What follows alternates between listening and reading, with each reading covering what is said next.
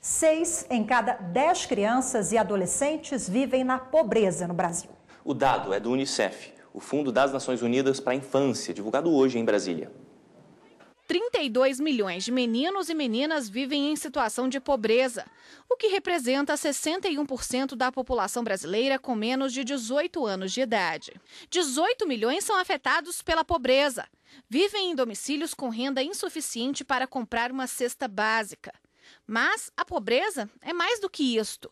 Há também um conjunto de privação de direitos, falta de saneamento básico, educação, água potável, moradia e trabalho infantil. O levantamento foi feito pelo Unicef, o Fundo das Nações Unidas para a Infância.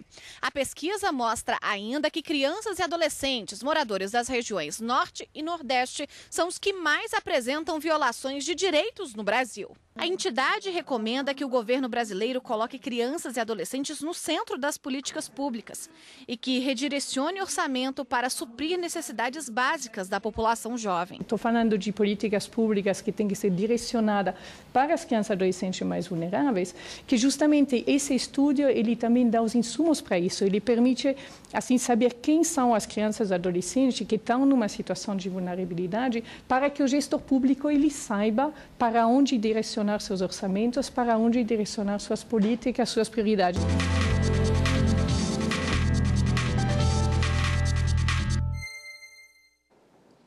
E para falar sobre o assunto, a gente recebe a advogada e membro da Comissão de Defesa da Criança e do Adolescente da OAB-DF, Cristine Jacarandá. Boa tarde, doutora. Boa tarde, Galton. Boa tarde. Boa tarde. Uma pergunta. A gente falou no começo, 6 em cada 10 crianças e adolescentes vivem na pobreza. É muito alto esse número, né? É muito alto. É um número assustador.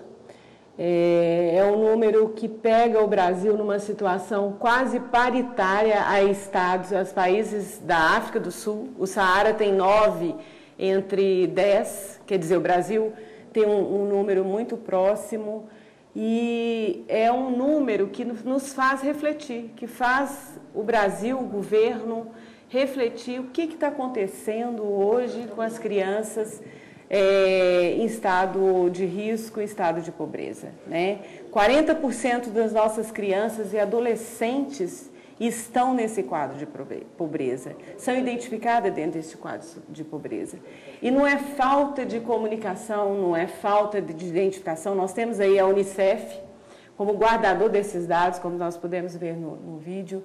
Nós temos o Banco Mundial, o grupo do Banco Mundial, que lançou o ano passado dados sobre essas questões, que identificam essas crianças no Brasil em situação de extrema pobreza. Então, é um chamado agora a um momento de reflexão. O que fazer com esses dados? Precisamos agir também, né? Porque todos os dados levam a essa estatística terrível que nós vimos, mas como atuar, então, além da reflexão? Então, nós temos o Estado brasileiro como garantidor de políticas para criança e adolescente. Nós temos no artigo 3º do ECA essa garantia institucional, essa garantia governamental. Mas não é disso que nós precisamos. Nós estamos vivendo um momento hoje no Brasil que nós não precisamos de garantias mais, né? Nós não precisamos de um Estado, um governo legiferante. Nós precisamos de um governo atuante. Eu tenho dito que o Brasil hoje precisa parar de ser coator com medidas, imposições, né, punições, e tornar-se um agente coautor.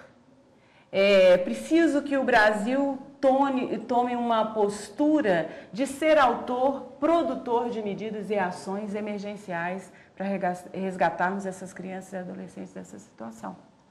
Situações, em alguns casos, a gente pensa em a longo prazo.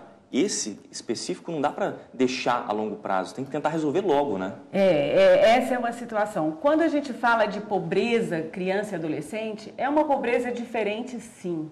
Porque a pobreza, quando ela está envolvida na situação da criança e do adolescente, a criança no estado de pobreza, ela posterga isso a longo prazo. Ou seja, o prejuízo de pobreza numa criança e num adolescente, ele vai reverberando, ele vai formando um efeito cascata. Por quê? A criança hoje inserida no estado de pobreza, ela vai ser um jovem, um adolescente com problemas de cognição, um problema de aprendizado, um problema de aceitação, de inclusão.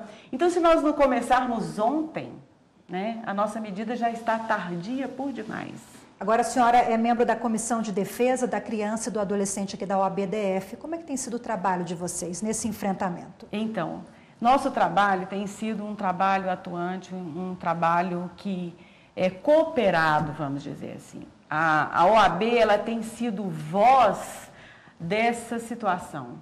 Ela tem sido um canal de chamamento, de cooperação. A nossa comissão tem atuado junto com o Conselho da Criança e do Adolescente. Nós temos um membro do Conselho dentro da nossa comissão.